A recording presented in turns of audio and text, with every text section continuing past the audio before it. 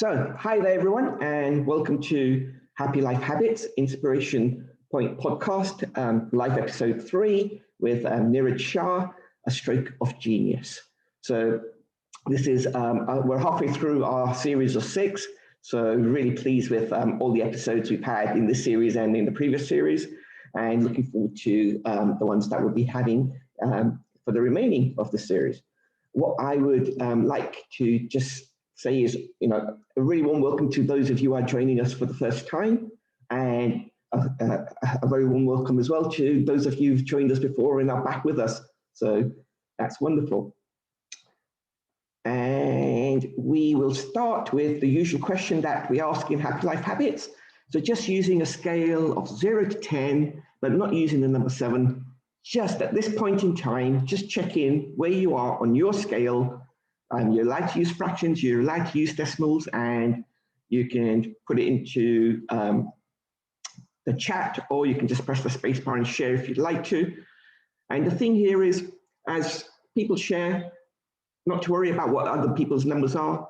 Your number is unique to you, your scale is unique to you, and everyone's scale is different. Someone's 8 might be someone else's 6, and plus your 8 might become a 6 in the future as you recalibrate and change. But the key thing here is just for you to take a moment to be aware of where you are on that scale, what you're feeling, and if you choose to be aware of the number you are, and if you wish to change it, then this is where Happy Life Habits can help with the things that we share to help you become aware and change use practices to change that number. Oh, fantastic. Ishani is 9 and Ajay is 9 as well. Brilliant. Ishani might be our youngest attendee today. So fantastic. Great. So, ground rules. The session's being recorded. If you have your mobiles, you can put them silent for the duration. That'd be great. If you can stay on mute, that'd be good. Videos off during the interview, and then at the Q&A, we'll have the videos. You can have the video switched on, and you can ask some questions via the chat or directly in that. And another top tip is when we do start the interview process, at that point, you might want to change your view to speaker view instead of gallery view, and you should be able to see the screen, myself and Niraj spotlighted on that. So just an introduction for those of you who aren't familiar. My name is Niraj Shah. I'm a happiness coach certified in the science of happiness, and through Happy Life Habits, we're positively impacting happiness and well-being levels. That's what we're about, and Inspiration Point is one of our podcasts, is one of our projects. Some positive news I'd like to share very early in the session is many of you may have heard of the Help Veer Now campaign. Veer is the son of some of our friends. The family is part of the Happy Life Habits community and come to some of our workshops and training. And for about the last year and a bit, they've been campaigning very hard to find a stem cell donor for their 4-year-old son, Veer, whose blood counts have dropped, and he needs a stem cell donor urgently. And various campaigns have been going on. And the really good news is, very recently, they shared that they have found a 90% match for Veer. So prior to that, there was a lot of worry, headache, and concern. And a few months ago, he was kind of given a few months to be able to find a donor. So it was a very worrying time for the family and for the community, but really great news that actually 3 matches, 90% matches have been found. It's still a long journey yet for a transplant to occur, but it's 3 needles found in a haystack. So it's really wonderful and positive news for all concerned, and really happy that and privileged that Happy Life Habits has been able to support Help Veer Now.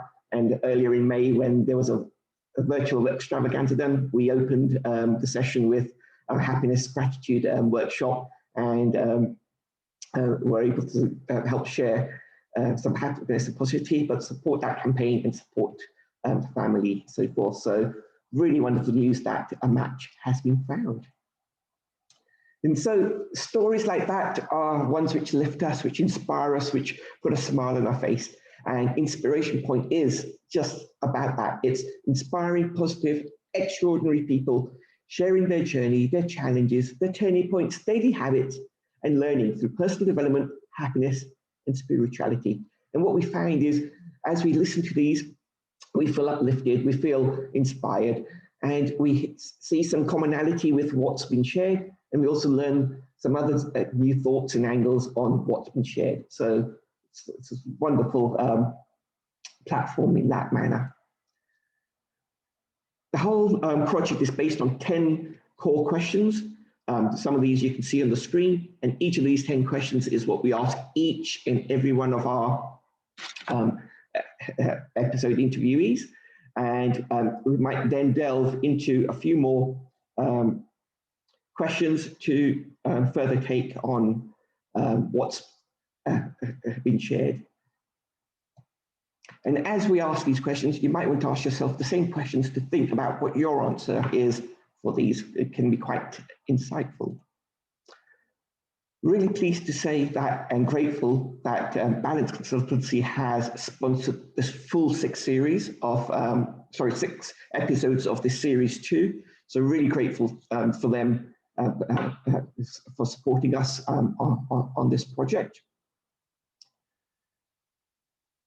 These are the 6 episodes, and as I mentioned, we're halfway through, and I'll share a bit more about the forthcoming episodes towards the end of the session. But one thing I will share very quickly at the moment is Niraj, who I will introduce in a moment, is my cousin, and Ajay, who is our 5th episode, Dr. Ajay Shah, superhero doctor, is my cousin as well, and Niraj and Ajay are brothers. And as I've shared in the previous episode, their mum, Anjumami, is on this call and will be in series 3 sharing some more stories and journeys. So slowly, we're getting the whole family sharing their journeys through Inspiration Point.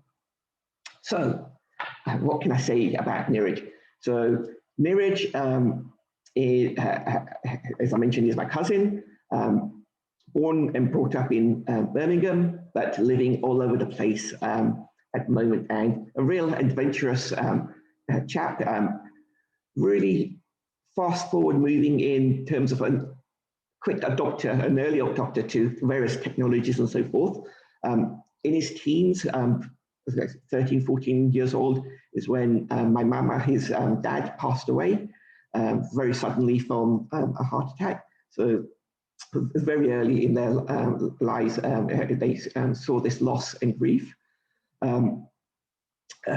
Soon, later that year, Niraj, Ajay, myself with my brothers and my uncle, all of us took part in Tony Robbins' Unleash the Power Weekend. So these guys were in their teens, the rest of us were in our 20s and above. And together we had this shared experience of the Tony Robbins Unleash the Power Weekend seminar, and was a big influence on us and helped shift or expand for many of us to look into personal development and pushing ourselves further forward. Niraj, when he was at university, took part in a Erasmus program and managed to wrangle some time out to the Greek island of Samos, where often when he would call or share, he would say he was by the beach. So he played that one really well. And during the 2000s, as the internet technology boom was happening, he interned with a startup during that time. At the age of 30, Niraj had a stroke, and he was lucky to recover from that stroke. And he will expand the story of the stroke, what he went through during that time, and what's led to his recovery. And that journey has helped him become obsessed, or made him become obsessed with looking into health and how to improve health in all terms, both physical, mental, social, emotional, and spiritual, as well as how tech can help us with our well-being. and that's the focus of the work he does at the moment, the intersection of well-being and technology, and how technology can help our ancient brains. With that, he's an advisor to the European co-chair of the Silicon Valley's Transformative Technology Lab, which advises on well-being and technology companies. And he has founded and co-founded and started Mind Unlocked, which was sharing mindfulness practices and giving talks on mindfulness and how technology can impact us and how the mind works.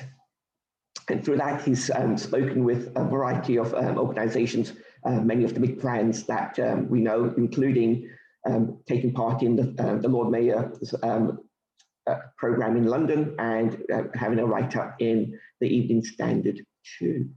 So that is a short introduction to Niraj, and what I will now do is ask Niraj if you are able to switch your video on, and a really a warm welcome to you, and thank you for joining us. And the other thing I really wanted to just share as part of this was Niraj was one of the first people I shared this Inspiration Point podcast idea with, and was one of the first ones to say, yep, count me in, I'd love to support you on this. And it was a case of, I'm not in the country at the moment, I'm not sure where I'll be over the next few months during October, November, December, but we'll see if we can work it out, see what the internet connection's like. And henceforth, we have been able to secure him for episode 3 of series 2. So, Niraj, really good welcome. And the first question I'd really like to ask you, which we ask everyone, is, Niraj, what makes you happy? Well, thanks for that intro, Shailin, and hello to everybody that I know or don't know, and it's great to join you all here. So what makes me happy is really easy for me to answer because there's some very specific things. One is when my feet hit the floor in the morning, when I get out of bed and I have the realization that I can still walk. And then when I notice myself having those thoughts and thinking, and it's another mental check where I realize I can still think. And the reason those two things make me happy, they make me somewhere between happy and ecstatic every day, because they were very nearly taken from me, and we'll get into that. It is related to the stroke and how that specifically hit. So those two things in particular, and then there's a whole ton of other things that happen that make me happy. I think the point, when Shailin asked me this question, it made me really think about it, and I concluded that my bar to feel happy is very, very low. It's actually very, very easy for me to feel happy. What I will say, I think there's a difference between feeling happy in the feeling happy in the moment, because moments come and go. And I think it's actually quite easy to feel happy in moments, and feeling happy in the long term. And I think the indicators I think about much more are things like fulfillment and growth and those kind of things. So what I mean by that is, at the end of the day, am I happy with how I spent my time, what I learned? Did I feel like I grew that day? And that becomes how I feel about that day, that week, that month, that year, that series of months, that series of years. So I think that there is definitely a difference between momentary happiness and longer term happiness. I'd love on that, Shailin, because you're the happiness guy. These are just what I think about it. Yeah, no, absolutely. And what I tend to share is, for us to live a happy life, what we have is our life is moment to moment, and the more happier moments we have, the happier our life is. So you're right. It is that difference of the fleeting emotion to something which is more encompassing and deeper, which includes fulfillment, purpose, and general well-being as well. So no, great. So what are you currently doing that inspires you? So there's a couple of things. The first is that every day I get to dive deeper into technological innovation, specifically as it relates to well-being. And that's really fun for me because A, it's just interesting, and B, it means that I almost get to live with one foot in the future in terms of what I get to see and what I get to experience and how early I get to experience it. So we can definitely jump into some examples of things like that. And the other thing at the moment is I am spending my time mostly working out what my next business should be. And that's always a really exciting time because the slate becomes clean and it means I can cast the net out quite wide. And it also means that I'm catching up on a whole bunch of things that have happened, specifically in how technology is changing the world, not necessarily all well-being related, but it's really getting me up to speed on some exciting things that are happening that just fit into the whole narrative. So it's really those two things at the moment. Fantastic. Thank you. Thank you for that. And I guess that leads us nicely to a key big question is, what has been your journey? What have been some of the challenges and major turning points on that? So, yeah. So let's dig into this because I think this is going to set the tone for everything else. And there's so many things that I could talk about in terms of the journey because I feel like I've lived so many lifetimes already in terms of just the sheer amount of things that I've been fortunate enough to do and try and so on. So you spoke already. I was 14 years old when my father passed away, and that was very sudden. It was very unexpected. It obviously it changed our world overnight, and I could talk more about that, and it's something we'll come back to. But the major arc here is the story about the stroke, because I think that's the one that's had the most profound impact on what I then, how I see the world, and also what I've then gone on to do. So after my father passed away, I remember at the age of around 15 or 16, there was two things that I knew for sure. The first is that I knew at that point I wanted to travel and see the world because, as you say, I grew up in Birmingham, and we weren't going on lots of foreign holidays and traveling in that sense. We'd go and visit the family in Kenya every 2 or 3 years, and we had this one big trip to Disneyland when we were 11 or 12. But apart from that, we were holidaying in the UK because that was the life that we lived. Air travel wasn't cheap and common the way it is for us now. So I knew I wanted to travel the world. And the other one is that I knew I wanted to run my own business. And I didn't really know what that meant, except that I felt that I'd be in control of my own destiny that way. And the reason I tell you that is it gives you the context of everything else that came afterwards. So if we fast forward into my 20s, I had started investing in stocks and shares in my university years in a very, very small way, but I had a little bit of money left over from university because I had a job there and we had grants and all of those kind of things. And as you had mentioned, I interned for a .com in the summer of 2000 and then immediately went into a master's in IT. So the technology thread was already there from that kind of age. And actually, I don't know how much of this I've even shared with you, but at that point, my first plan after I finished that master's was basically to go to Silicon Valley and talk to a bunch of startups and get a job over there, because I knew I didn't want to be a programmer, even though that was something I was learning in my studies. But I knew it would be helpful to understand some of those things and then go and work in the business side of a tech business. And that didn't work out that way because two things happened. I graduated in the October 2001. So early 2001, we'd had the first .com crash where that all came falling down. And it meant that it was very easy to go to Silicon Valley, and then it actually became very difficult to get work permits and that kind of thing. And the second thing that happened, of course, is 9/11, September 11th in New York. So then financial markets around the world crashed, and I was a graduate who had ignored all the graduate schemes. So my friends were joining, my course mates were joining big tech companies like Oracle and Microsoft and people like that. I didn't have anything like that. So I just knew that I wanted a job in sales because that was where I felt that I could bring the most value. And I basically fell into the recruitment world because there was very few companies hiring at that time, and I just happened to get a job. And through, there's been a few instances where I've just had pure dumb luck, and this was one of them. I just happened to fall into a really good company who was hiring graduates, growing really fast. They'd been a couple of years in the Virgin Fast Track 100 fastest growing private companies in the UK, and this company went on to IPO, and they worked me very hard, but they trained me very well. And basically I fell into that career, and the first company IPO'd. Then I moved to another company, which was again, small, fast growing company, which ended up being bought out by a private equity firm. So I got to see the inside of that process.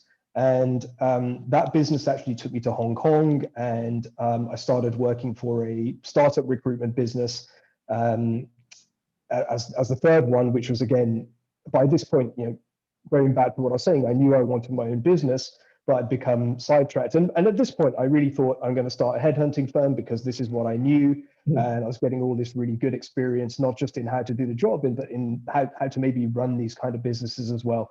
And this takes me all the way through to 2008. And I just moved to Hong Kong after going back and forth for a while. And the credit crunch happened. So Lehman collapsed while I was out there. They were one of our firm's biggest clients. My office got shut down. I was out of a job. So I was in a bit of a dilemma because I had options in Hong Kong. My former boss was ready to hire me back. But my wife, Kushi, she stayed in London because my market was investment banking. I used to headhunt traders, credit traders specifically, and we could already see there was some funny stuff going on in the market. So we decided that she should stay at home for a couple of months while I figure out what's going on. But I'm crazy not to go out there because the company's paying for it and all the rest of it. So anyway, long story short, I came back to London because she was doing really well in her career. And that was a completely justified decision because she was absolutely flying in what she was doing. So I came back to a very depressed market, had to scramble around for a job because the advice I was being given was to keep my face in the game if I want to start my own business, keep my relationships, all of those kind of things. Actually, in hindsight, it was a wrong advice. What I should have done is just taken a year or two off, gone and done something else. But that was the choice that I made. But in making that choice, I had to pivot and move down the food chain quite a bit from an executive search firm to a more of a transactional recruiter. And we talk about dumb luck. Those first three companies I'd worked with, really good companies in the sense that they trained well, they had ethics, et cetera, et cetera. Whereas, maybe people on a call do know this or don't know this, but the recruitment world actually is known for its sharp practice and that lack of ethics and all of those kind of things. So the fourth company I worked for when I came back to London was financially very successful, but inside it was a horrible place to work where you can't trust your teammates, that they're not doing the right thing by their clients, they're just not doing the right thing. So I became very, very disillusioned with what I was doing, and I wasn't doing anything good for the world and all the rest of it. So I decided I need to get out of here. And by this point, I'm 29, 30, and thinking, if I can't start any business that I want at this age, then there's something wrong with me, because it's not about feeling, I shouldn't be feeling pigeonholed at this age. So basically that decision was made. I'm going to spend the next 12 months spending my evenings and weekends researching how to start a business, what I'm going to do. And by this point, the technology thread had always been there, but I'd never managed to work in the industry. And I'd become very interested in health. And the reason I'd become interested in health is because I distinctly remember one day sitting at my desk, looking down, seeing this spare tire, thinking, where on earth did this stuff here from? I think we've all been there. And of course, it's because of fast food and drinking and not enough sleep and all these things that we know today.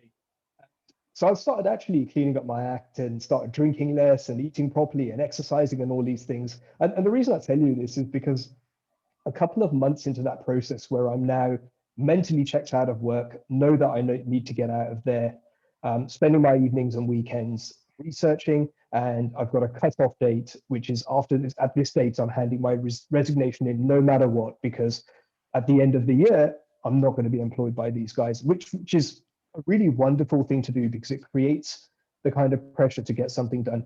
And a couple of months into this process, out of nowhere, I had this very sudden, very serious stroke.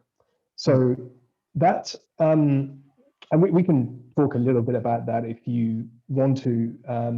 But the long and short of it was that I was very, very lucky that I was very lucky they didn't kill or incapacitate me, because the type of stroke that I had is called it's quite rare. It's called a cerebellar infarct. It's very rare for it to happen to a 30-year-old, especially when there was no hereditary history or no underlying health factors. And I wasn't even stressed because I was really not bothered about what happened at work. It was, if these guys sack me, I don't really care, but I'm not going to resign while they're paying me. So I was doing the bare minimum there. So stress wasn't really a factor, or at least stress in that moment wasn't a factor. Maybe pent-up stress was, because of course something caused it, but we don't really know what. So at the point it happened, I remember the doctors telling me on the second day that, well, actually, I'll tell you what happened. And I'm trying to think about how much detail to go into, because I know we've got limited time, because we could talk about this for the next 2 or 3 hours. And there's so much to this story. But what we can do is pull out some key points, but you've got an article on your webpage, which we'll share, which goes into it in the full, the more detail. Yeah, so good idea. I've got into a lot of detail. That was actually the first blog post I ever published, because the context for that was, for years after, I didn't speak about this because it was so difficult to think about, so difficult to articulate, so emotionally charged, that in the end I wrote that blog post because I wanted people to know what happened, but I didn't want to tell them. And the reason I'm so open about it now is because in the last few years I've spoken about it so much that I can talk about it without basically without breaking down. So the long and short of it was that I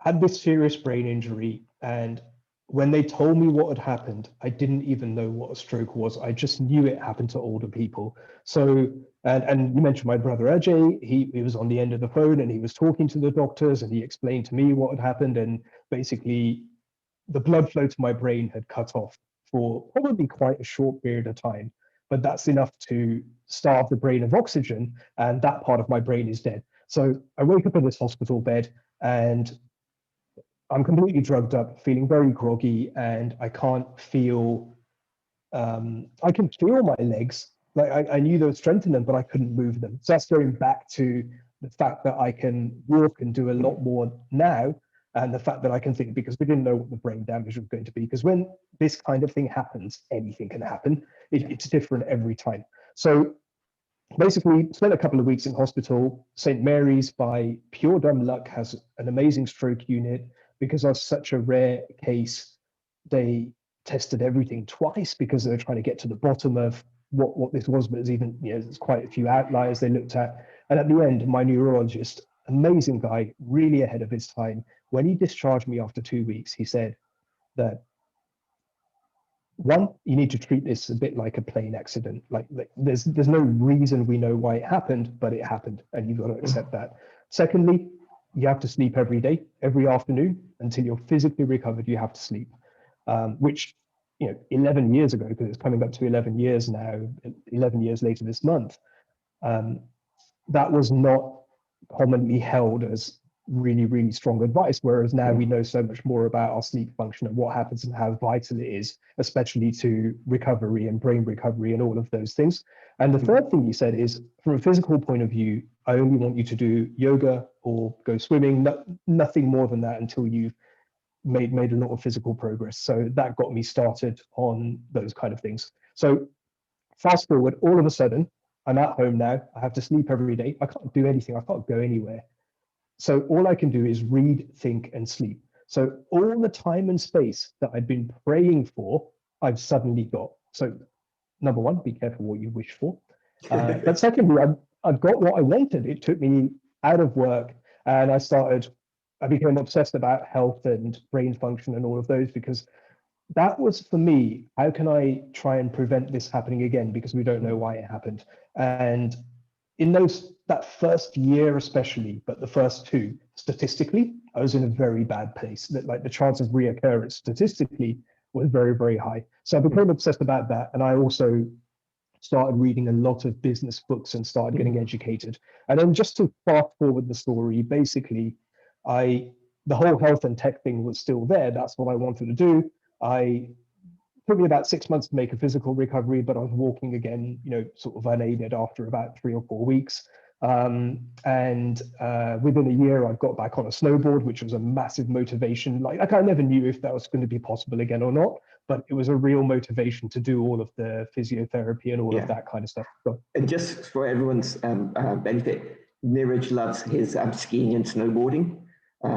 So every opportunity during the season, we're going out and are still going out to capture the slopes. Yeah, so we're fortunate because we are able to spend several weeks every winter doing that, whilst combining that with work and all the rest of it. And in fact, you alluded to the fact that I'm been moving all over the place, and we've been in Bermuda for a while, which is where I'm talking to you from, and we've actually got our skis and snowboards and stuff over here because there's a possibility we might be able to get over to the US for a quick trip. So we'll see. It depends on sensibility and feasibility, but it may happen. But the point being is that this is a really big part of my life and our life, that time spent in the outdoors doing those kind of physical things. So that is what happened. I worked for a couple of startups to get experience, tried to do things in health and technology. And at the end of 18 months, I'd learned so much, but I was so frustrated because I've got absolutely nowhere with any of it. So out of desperation, because my alternative was go and get another recruitment job, there was 4 or 5 people who would hire me very, very quickly because I'd proven I can make money for them before. But I didn't want to do that because, to me, that was like, then it's going to be even harder to get back out of this. So I thought, okay, I need to make something work in the next 6 to 12 months for my own sanity as much as anything else. So I turned to property out of desperation because we didn't have any property assets, and I knew that was really important for the kind of wealth that we wanted to create, and figured that, worst case, I must be able to buy something run down and refurbish it and sell it and figure that out. Long story short is that I committed to that, forgot about everything else, spent 12 months immersed in that sector, and those 12 months actually went pretty well. 1 year turned into 2, 2 turned into 3, 4.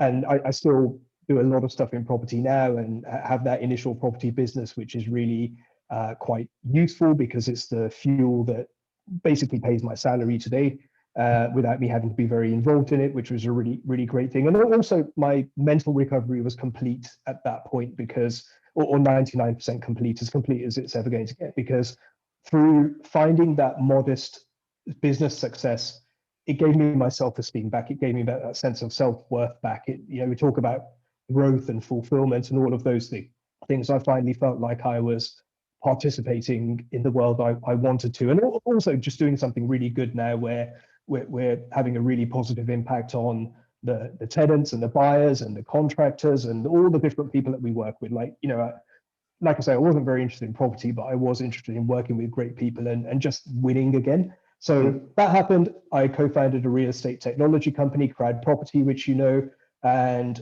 at that point, I tried to scale my property business and really didn't enjoy it. So decided, well, actually, let's keep that business small and lean and restructure it so that I don't have to be that involved, but can basically expand it when we need to. So, for example, right now we're really active, so we just grow the project team of people who are going to work on developments or whatever. But it's super lean, like we don't employ anyone or anything like that. And turned my attention to health and technology and figured, okay, now I know some things about business, so let's get involved in there. And from there, just basically started helping a few startups, just basically sharing with them what I'd learned, and that turned into formal mentoring. Got involved with the guys in Silicon Valley, got immersed in all of that, started Mind Unlocked as a very experimental side project, and that grew some legs. So ended up doing that very actively until pretty much the end of last year. And then decided that we're going to wind that one down for a whole bunch of reasons, but really to create space to do something else. And I'm at that do something else stage now, which is, I'm really, it will probably end up being technology, probably end up being well-being, but at the moment I'm casting the net really wide because I don't want my past to determine my future. So that's the story. We're up to date. Fantastic. And something for our audience to take away from this is, so it was, a journey where you're exploring different things from the business sense point of view, throwing yourself deep into it, in a way, excelling at it because of all the qualities and the attitudes and the learning you did. And I know you're a voracious reader and get a lot of book recommendations for you, and your library is extensive. And applying those things and learning from it, improving on it, making it into a system and in a way, I guess, like I said, the lean autonomous kind of process, and then moving on to seeing what else you want to turn your focus on, and putting your energies into that and working in that way. So no, that's great. So what I would like to do is move on to what are some of your daily habits and routines that support you, that allow you to, put your energies into these projects. So it's such a good question, because I think at the start I had to actually work in quite a disciplined way to figure out what the right things were. And I think that's very, very important when you're learning about whatever aspect of well-being you want to learn about. But the fundamental pillars, no matter which way you cut it, no matter which technology you look at or gadget or latest trend or innovation, it always comes back down to a few fundamentals, which is having good nutrition, having a good level of and variety of movement in life, having really good sleep. And I think the master system that runs all of that is how you think about things and how you see the world, because that determines all of that. And then all of those things determine that back. It becomes a bit of a loop.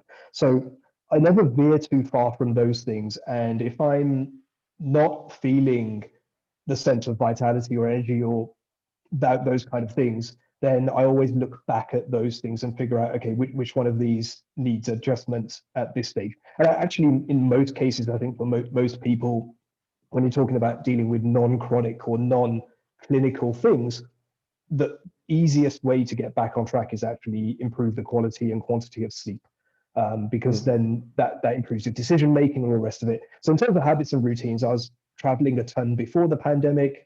We've been traveling since that hit, but in a different way, whereas now we're staying put in one place for a longer period of time.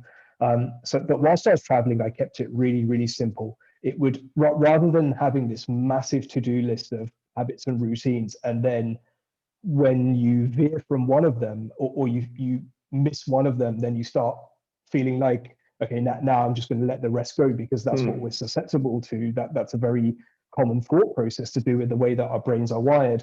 I kept it super simple. It was like, every day I need to, in the morning, get at least 10-15 minutes of movement, ideally outside, get some really good filtered, hydrated water into my system. That was it, really. That was it. And then from a sleep perspective, there's a whole bunch of things. I mean, it's all second nature now, but I'm very sensitive to, I'm not naturally a great sleeper. My wife is, she can just sleep. And because we measure this objectively and we collect all the data on it, we know that her sleep is amazing, even though we have the same conditions for everything. Whereas my sleep is not naturally that amazing, because I do have to work at it. But it's a combination of things like eating within a specific window, not eating ideally within 3-4 hours of bed, keeping alcohol consumption low or limited, getting exposed to light, like daylight early in the morning as soon as we get up. Ideally getting out into nature if that's possible, like even if it's for like 10-15 minutes, getting that movement in, those kind of things. But those are some of the habits and routines. And then you mentioned the reading thing. I try and read 10 minutes of something educational every day. I don't make that happen every day, but I think that's been a really important one because this little habit snowballs. Yeah. And also, I think with what you just shared, it's the basics and the fundamentals that you're focusing on. It's not trying to, go with the latest fad or anything in that manner. It's the core basic fundamentals, the sleep, the movement, the nature, all of these things, and breathing and mindfulness and all of those things. And, you start the session also, which was, that you're able to think and stand on your own 2 feet. So gratitude is, firmly coming through in there as well. Fantastic. What's one of your favorite quotes?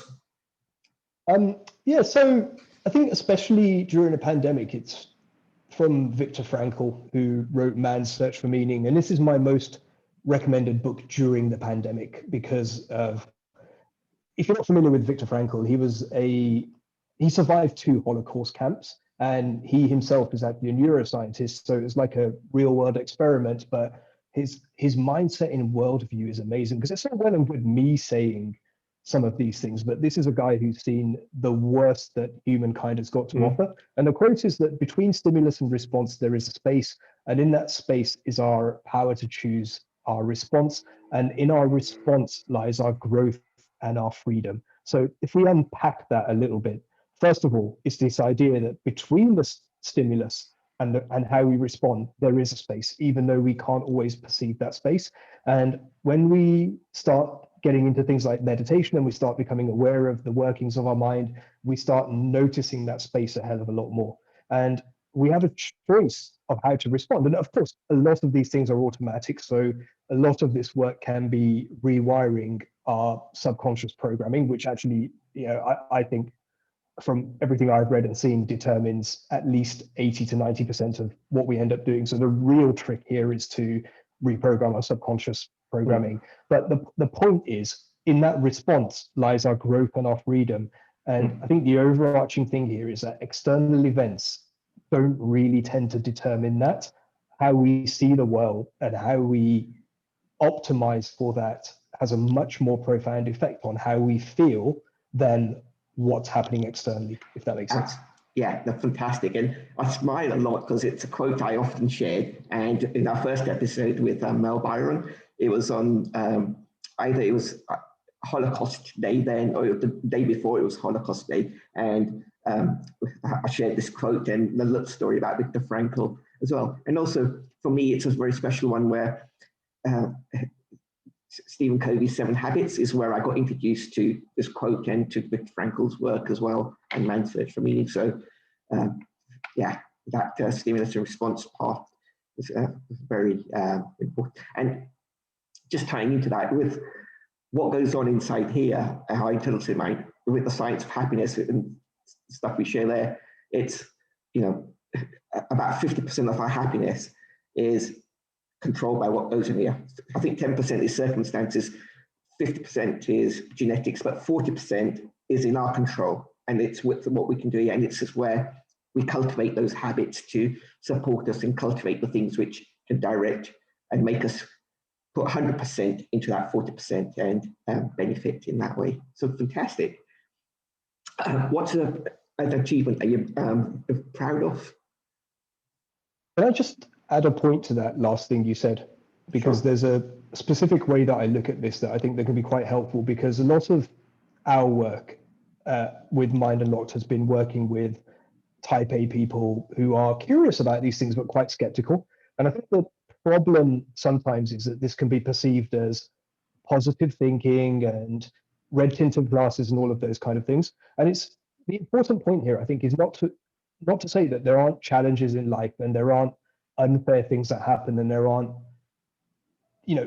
difficult circumstances. It's just that whether it's true or not, the optimal way to look at these things is to look at what we can learn, what's positive, what we can be grateful for, because the truth of it doesn't matter. It's those thought processes put us into a resourceful state where we can actually do something about these things, both in terms of how we control our internal focus and actually how we feel about the whole thing.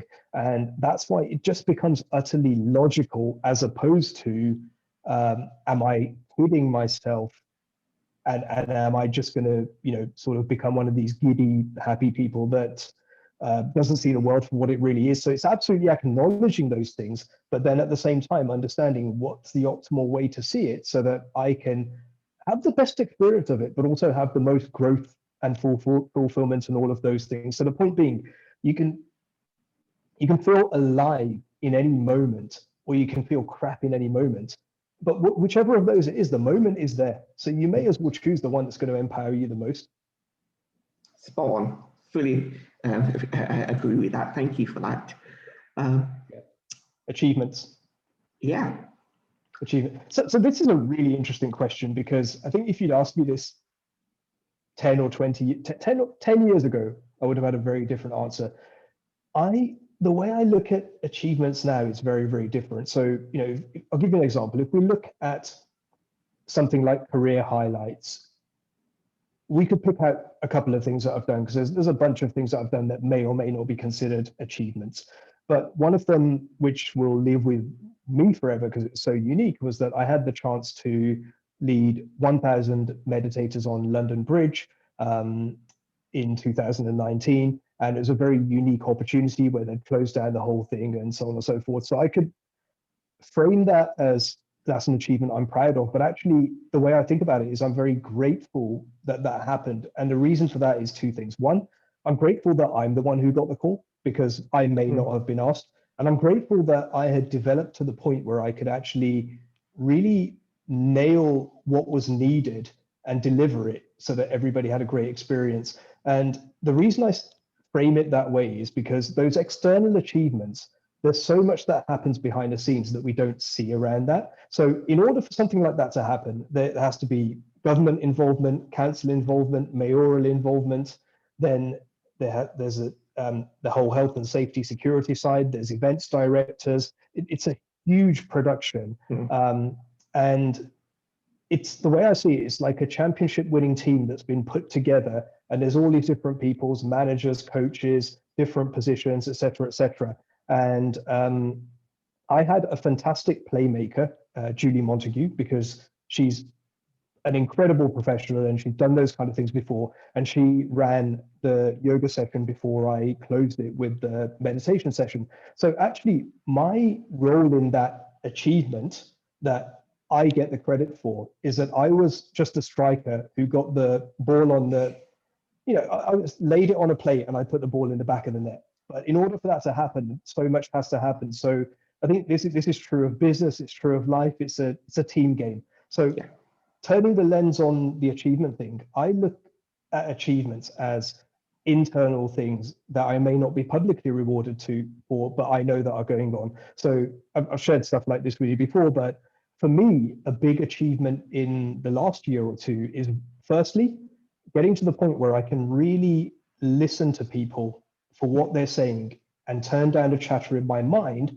so that I'm not trying to figure out what I'm going to say back, because that's how we're wired. That's what most people do. So I don't get that right all of the time, but I more often than not. The second one is that I have gotten a lot better at not interrupting people, which again, when your mind moves at 1,000,000 miles an hour, it can be very tempting to want to do that. And we live in this world where we're vying for attention, and it's so noisy in terms of what's going on. And then something else I'll add to that, the kind of things that I see as achievements is, have I cultivated the discipline to focus on the things I need to focus on to get to where I want to go, as opposed to some of these external things? Does that make sense? Absolutely. And I love it. Yeah, this is really good. And I really do like that. And I've noticed that what you shared about really listening and not interrupting and giving that attention to whoever you're with and giving them the space to have that dialogue and conversation. And it's a great skill to have developed, and that full and I fully, get the internal, the internal achievements as opposed to external ones. And that was great. So, no, thank you for that. Just on that, your dad was a master of that. He made people feel like they were the most important person, because one thing I noticed after, after recent events and whatever, is that so many people came out and effectively said some version of, I had this really special relationship with him. And each grandchild said I was the favorite. And when they were saying it, I was like, what are you talking about? I was the favorite. And even though I didn't, spend that much time with him, especially in the last 15, 20 years. So I think it's a really underrated thing, and it's something that I want to try and cultivate more. No, thank you for that, and thank you for mentioning highlight that. And we've observed that and aspire to work in that realm as well. So thank you. What is one of your favorite books and why? So I've actually got it with me. I have most things are on the Kindle, but occasionally I'll buy a hard copy. So this is The Future is Faster Than You Think by Peter Diamandis and Stephen Kotler. So this is basically a really good primer. It was only written about a year and a half ago, which means it's already out of date in technological terms. And then, they said the challenge is that they started writing it, and a year later, other companies have come in because things move that quickly. But it's a really good primer on what's happening from a technology point of view and how it's going to change the world over the next 5 to 10 years. And the speed of what's coming is unbelievable, because if we look at technological change, if we look at just 20 years ago, we're only 20 years into the internet era. And we're only 10 plus years, 10-ish years into the smartphone era. I think the first iPhone is 12 or 13 years old. So the point being that what's happened in the last 10 years has been a volume larger than the 10 before. And what happened in those 10 years was a volume larger than probably the 50 years before that. So we've got these converging exponential technologies like AI and immersive technology and sensors and networks and biotechnology, but they're all, and manufacturing, science, and 3D printing, but they're all converging. So the exponentials are getting faster. And to give you one example, I don't think people have realized how quickly the autonomous driving side of things is moving forward, and how quickly it's going to change things. But I would say by the end of this decade, it's going to be the norm for us to probably have self-driving cars in most situations than not, on top of a ton of other things. So going back to the things we were talking about, one of the companies that I have the privilege to advise is a biotechnology, sorry, not biotechnology, they're biofeedback and neuroadaptive AI, which sounds very, fancy. It just means it's, they are understanding objectively mental states in real time through voice data, and then serving content to then basically manipulate those mental states based on what that user wants to do. These guys are A, they're at the very cutting edge, but B, they're actively working with a bunch of car manufacturers, because if you think about it, all cars are going towards voice and smart speakers in the homes and all that kind of stuff. So they're building the AI systems which will look at the whole mental well-being side of it. So that's a really good example of 2 or 3 things converging. Wow, fascinating. And that will bring a whole new level to the question, how are you? When that's asked now. Yeah. Fantastic. And it's worth mentioning very, very quickly that there's an ethical problem with all technology in this space, which becomes quite interesting because all of it is open to huge levels of abuse. So it's going to be very interesting to see how that plays out. And at this point, I'm just very, very hopeful it plays out the right way. But whatever happens, it's going to play out. Yeah, and just for everyone else's benefit, Peter Diamandis, one of the authors of the book, he's well known for this idea of the moonshot and at the X Prize. Would you like to expand on that a little bit, Niraj? What the concept of the moonshot is? And it's so a little bit. The moonshot thinking is very prevalent in Silicon Valley, where you're basically trying to achieve these huge, huge, huge things. And the point being that it's not an incremental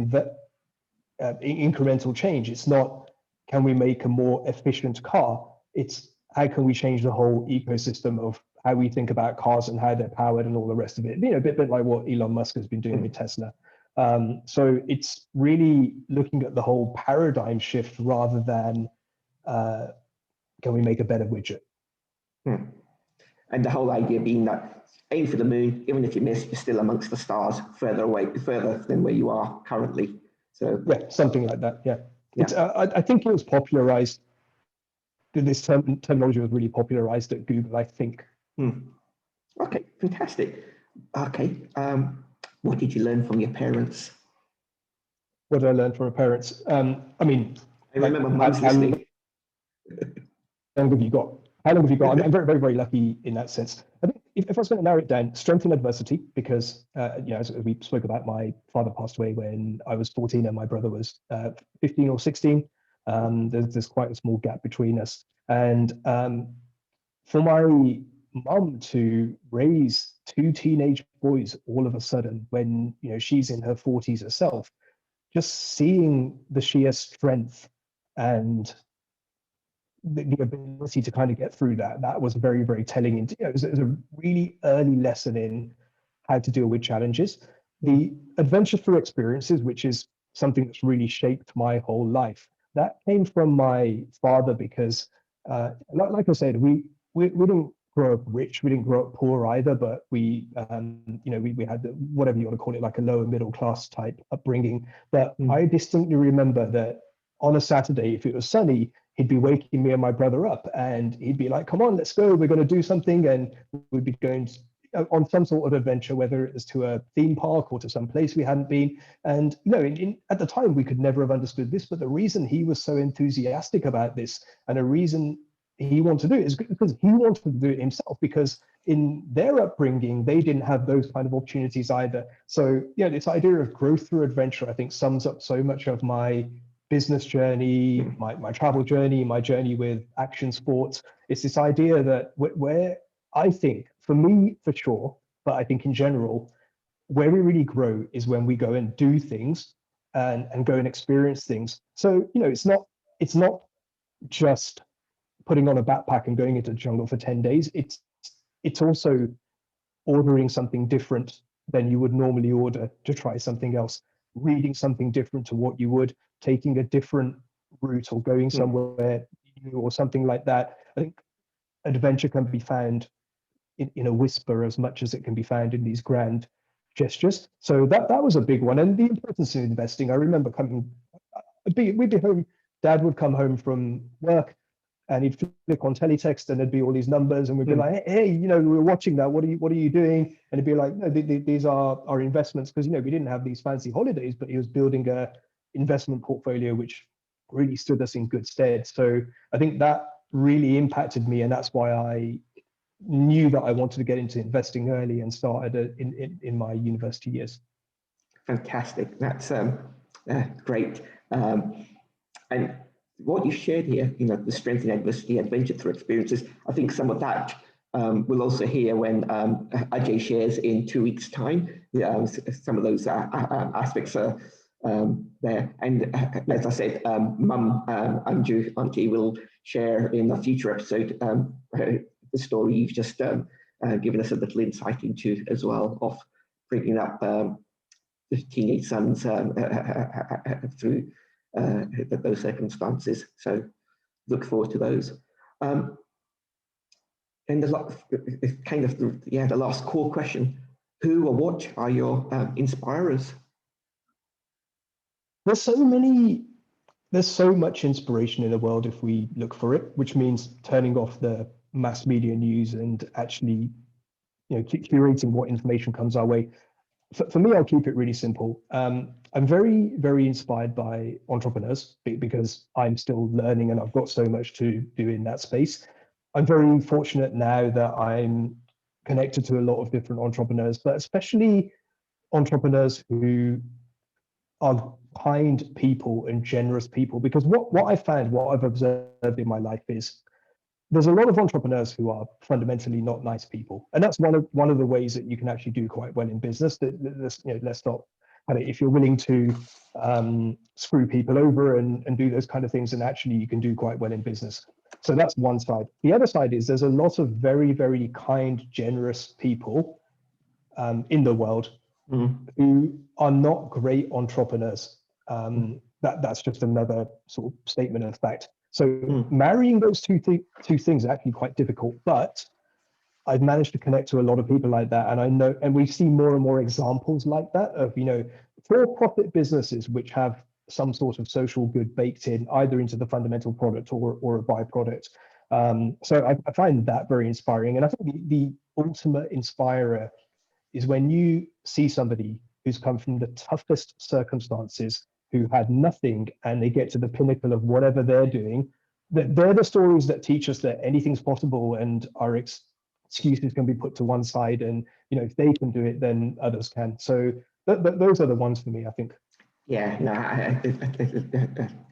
those things, concepts resonate, and a business for good and not just for profit is, I think, a really important aspect in making that difference and looking after not just the customers but the staff as well as the suppliers. That whole ecosystem, really important. I'm aware that we are on the hour, so if it's okay with everyone to just stay on for a little bit longer, 10 more minutes, and we will share a few more things and have the opportunity for a few Q&A as well. So if you're able to stay on for 10 more minutes, that'd be awesome. So the one question that I often like to ask on top of these ones is there anything that I haven't asked that you'd like to answer, or is there anything else you'd like to share at the moment? Not really. I think we've covered a lot. I think I'm interested if anybody else has got any questions, or if there's anything else that you want to ask.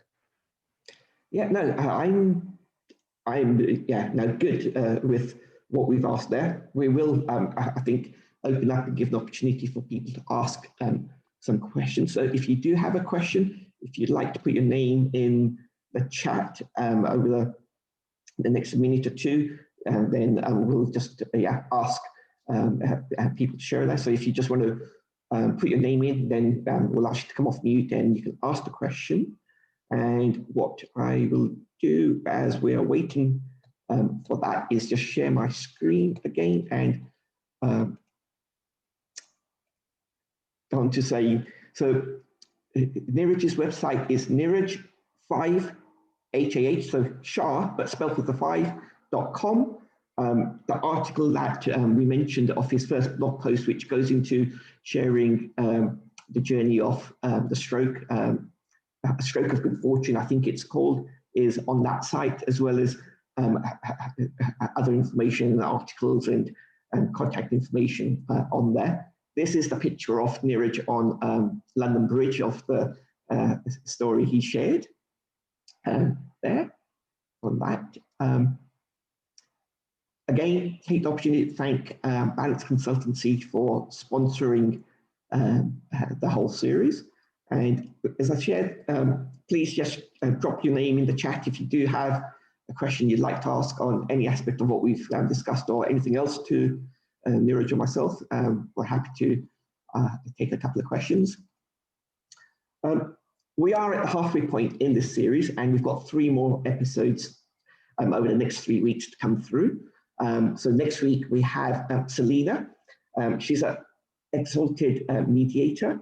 So join us next week if you want to know what exalted means, and if you also want to know what a mediator does. But she has a really strong focus and emphasis on spirituality, on family, on faith, and that comes through in the work she does. And she'll be sharing her journey onto how she's become an exalted mediator and some of her turning points and practices. Then the week after that, we have Dr. Ajay Shah, the superhero doctor.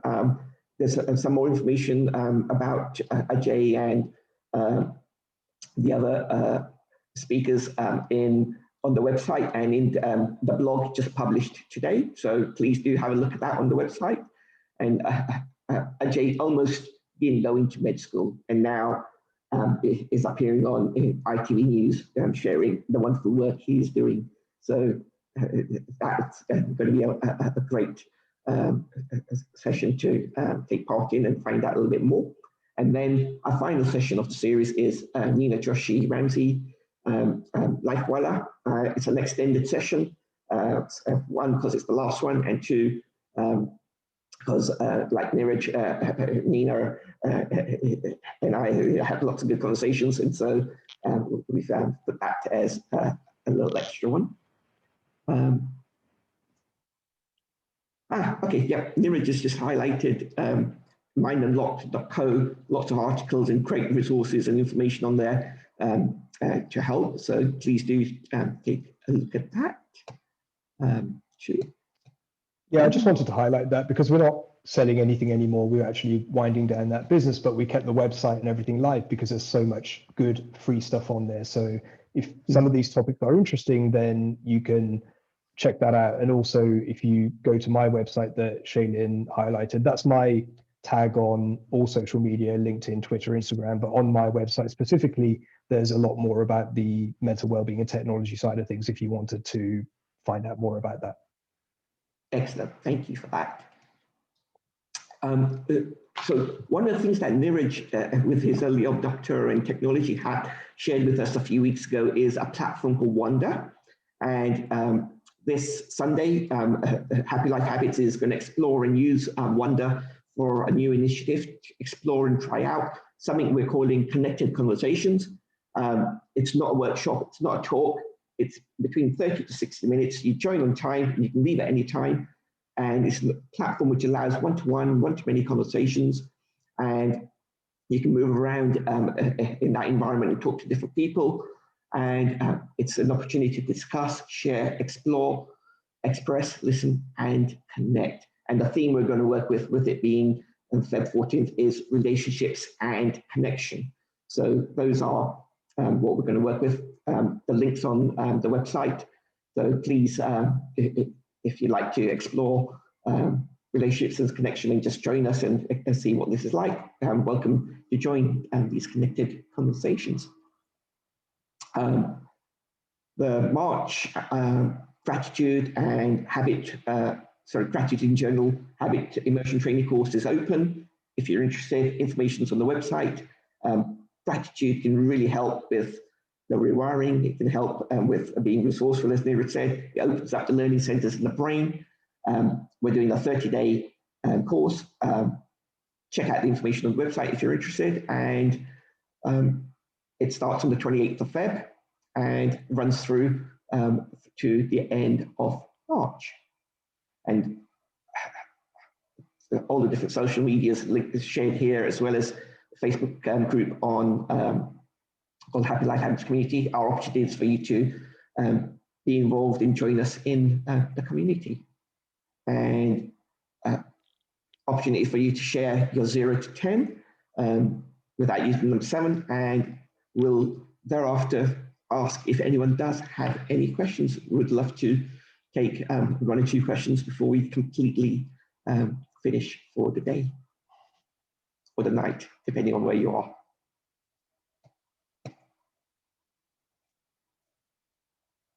Okay. So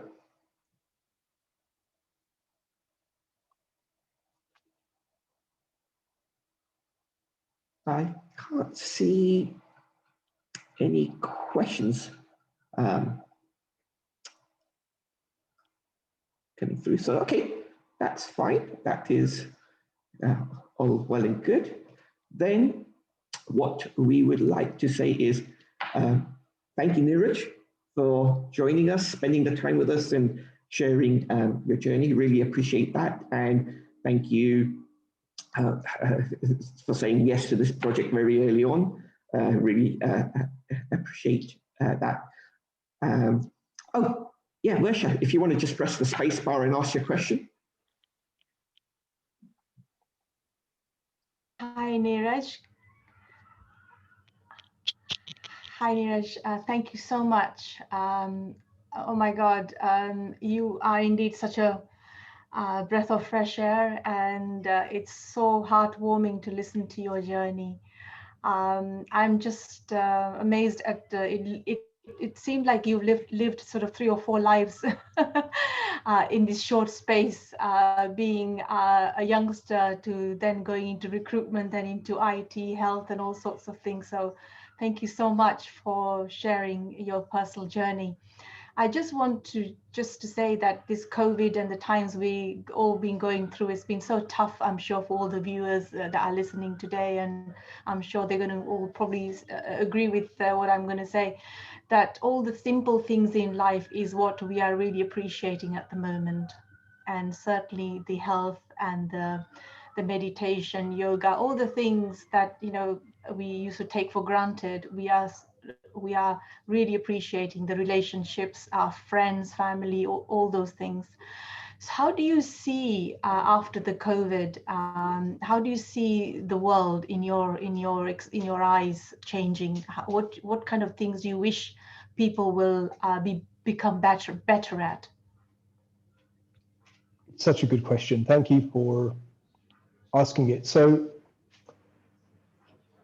I think that I was very, very lucky to be shown the fragility of life 11 years ago.